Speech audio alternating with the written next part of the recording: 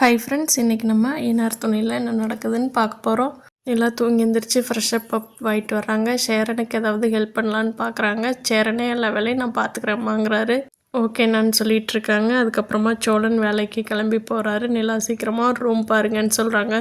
ஓகேம்மான்ட்டு இருக்கிறாரு. இல்லை அப்படியே வீட்டுக்கு வெளியில் வர்றாங்க. சோழனோட அப்பா வந்திருக்காங்க போலீஸ் ஸ்டேஷன்லேருந்து. உங்களுக்கு ஸ்டேஷன்ல ஓகேவா பரவாயில்லையான்னு கேட்குறாங்க.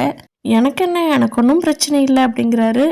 அதுக்கு பல்லவன் இருந்துட்டு, நீ எப்போவாது போனாங்கன்னா பரவாயில்ல, எப்போவுமே அவர் இப்படித்தான் போகிறாரு, நீங்கள் கவலைப்படுறீங்க விடுங்கிறாரு. சோழனோட அப்பா வீட்டுக்குள்ளே வந்து பார்த்துட்டு, சை காஞ்ச தோசையா நான் போய் புரோட்டா திங்கிறேன்டான்ட்டு போயிடுறாரு. மத்தியானம் சாப்பிட்லாமான்ட்டு பல்லவனும் நிலாவும் சாப்பிட போகிறாங்க.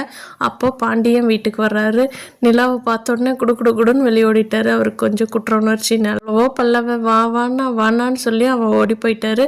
அதுக்கப்புறமா பல்லவனும் நிலாவும் ஆம்லெட் போட்டு சாப்பிட்றாங்க. பல்லவன் சொல்கிறான், அண்ணி நீங்கள் இல்லைன்னா நான் தனியாக நானே இருப்பேன், வீட்டையும் மகட்டையும் பார்த்துட்டு நீங்கள் இருக்கேன் நல்லா இருக்குங்க நீங்கிறான். நிலாவுக்கும் ஒரு மாதிரி நல்ல ஃபீல் ஆகுது.